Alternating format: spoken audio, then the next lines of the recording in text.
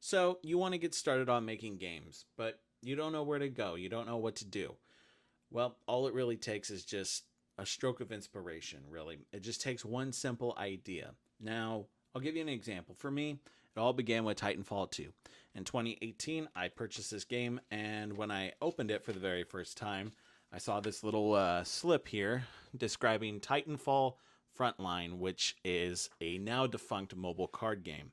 By the time I got my hands on this game and opened it up and saw that for the first time, the game had already been completely done. And so I just completely forgot about it. A few years later, I started making custom Magic the Gathering cards because I was really into Magic the Gathering. I'm a very creative personality, and I just really wanted to make something based in the game that I love. And I kept doing this over and over again to the point where I started doing a lot of top down design, which, for those of you that don't know, top down design is where you design something based off of a concept, like a character, an event, or something like that. Whereas bottom up is you design the mechanics first and then you add the flavor on top of that. Anyways, I was doing a lot of top down design based off of Apex Legends characters because I was playing a lot of Apex Legends at the time.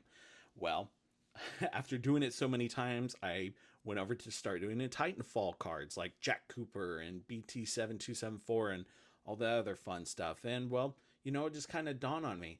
If I'm going to spend all this time and effort making cards based in an IP already, well, two separate IPs with like Titanfall and Magic the Gathering, why don't I use those creative juices, that creative energy, into making something of my own? And it literally started from that idea, and I based a lot of the first initial designs of Frontline, the Apex and Titanfall card game, based off of those ideas.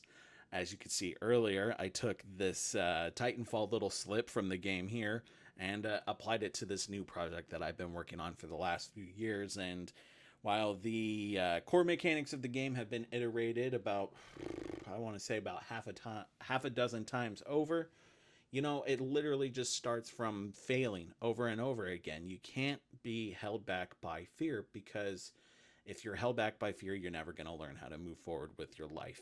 That's just kind of the simple fact of the matter. And we'll get more into that in the future, but I just wanted to let you guys know that if you do not make the initial push in whichever direction it is that you need to go, in just life in general, but particularly with game design, you're never going to get anywhere.